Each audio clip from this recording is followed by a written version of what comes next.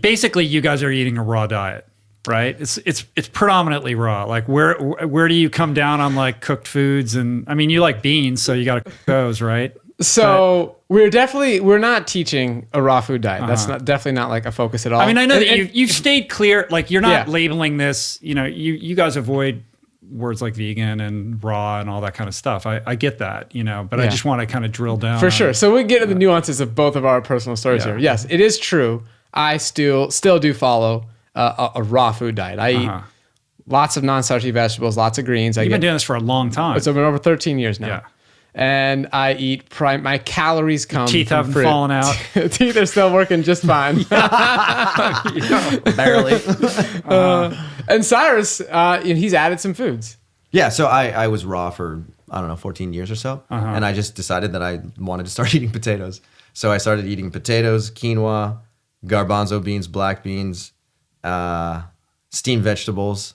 And those are all in my diet right now. And how did that impact your blood work? Like what was any changes that you saw when you did that, or why did you decide to start doing that? Yeah, I decided to start doing that because when I would go to go to restaurants and go out to dinner with people, I would always kind of like be eyeing the food, and I was sort of like, oh, I kind of want to eat some of that, right? And then I said, you know what? What if I were to just try incorporating it? So the first time I tried incorporating cooked foods, it did not do good things to my blood glucose. My blood glucose went high, and as a result of that, I had to use more insulin, and I was like, man, this is frustrating. But what I've learned in this process is that there are certain cooked foods which are very non-problematic. You know, I can eat quinoa as much as I want. I can eat garbanzo beans as much as I want, steamed vegetables as much as I want, and it's not going to budge my blood glucose. Right. But there are certain types of beans, for some reason that I cannot explain, that make my blood glucose go crazy. Right. And just to be clear, these are nuances of living with insulin-dependent diabetes. Correct. For people coming into our program, pre-diabetic, type 2, there is no restriction on any of these healthy cooked foods that we're talking about in the book. Yeah. We have like 30 recipes in here. I'm pretty sure like 26 of them are probably cooked. A couple raw food ones in there. So let's blow a few minds, and you guys can walk me through what you eat on a daily basis. Let's like get down to brass tacks on what this actually is. So, I mean... Or just go to either of your Instagrams. For sure. Your Instagram has the word mango in it. Yeah, right. Because people call me the mango man. Yeah.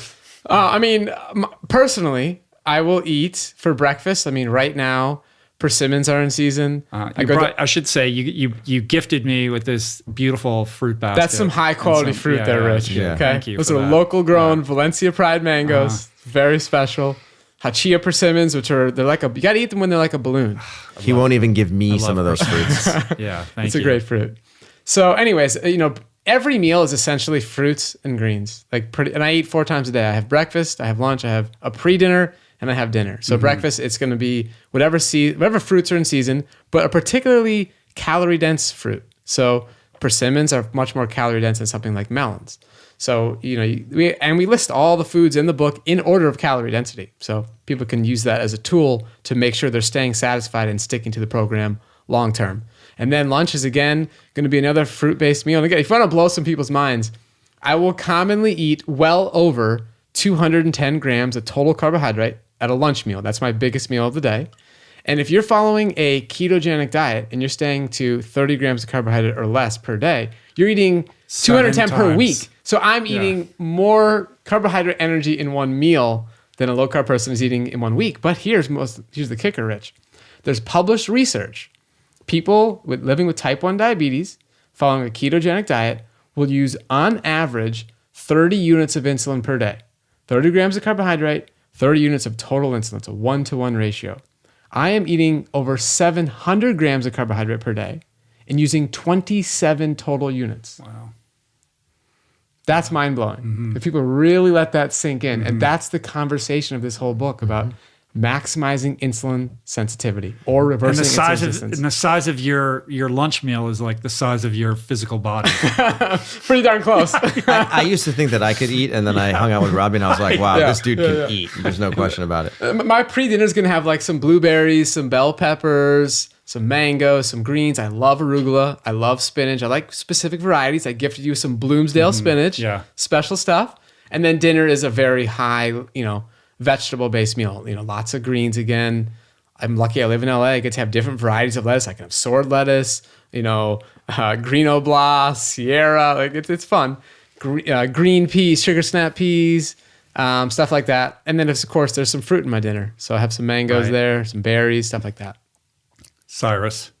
Okay, so because I live in Costa Rica, I get to eat lots of plantains, lots of papaya, lots of mangoes. I just have this vision of you sitting on the beach, just eating fruit, wearing board shorts, just like stuffing mangoes. 2 more hours until I have to go do a webinar. It is so accurate. It's unbelievable. Not far off. Unbelievable. Okay, so for breakfast, I will wake up and I will eat maybe 1 plantain, raw plantain, which people find weird, but is very tasty. So I'll eat like 1 giant raw plantain and then maybe like half of a Meridol papaya. You know those like big Mexican papayas? Yeah. Okay. Then I'll go and I'll do a workout. I'll go to CrossFit for an hour and then I'll come back and my wife Kylie will put together some type of like giant fruit bowl / smoothie bowl for me.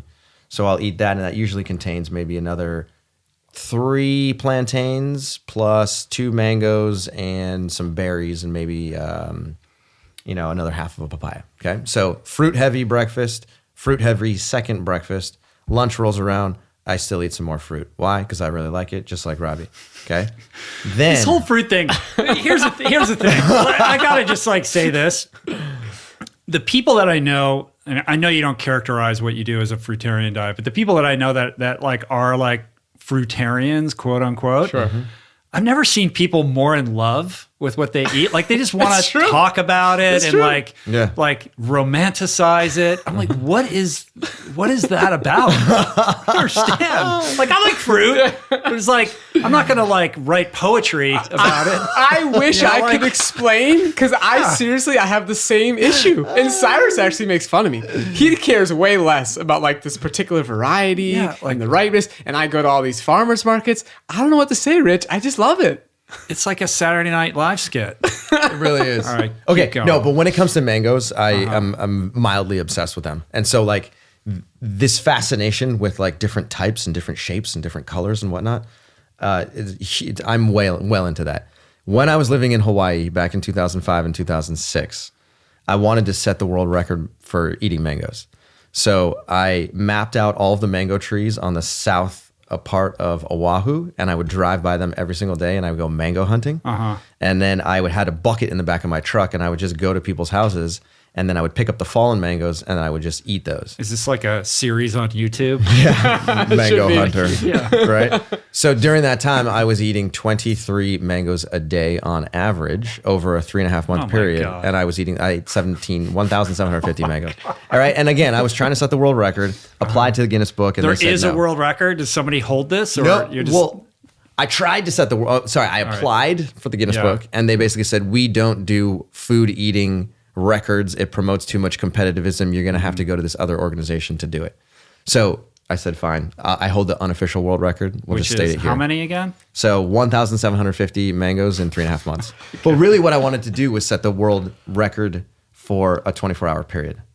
Right? And eat something like 50 mangoes in a 24-hour period or more. Point being. You could still do that. I could still do that. Point being, so, it's like fruit heavy up until lunch. And then when, middle of the afternoon and dinner rolls around, that's when I go into more vegetables. So that's when I eat things like chickpeas. I'll have some steamed vegetables. I might have a giant salad. I might have some red beans. I might add a little bit of rice in as well.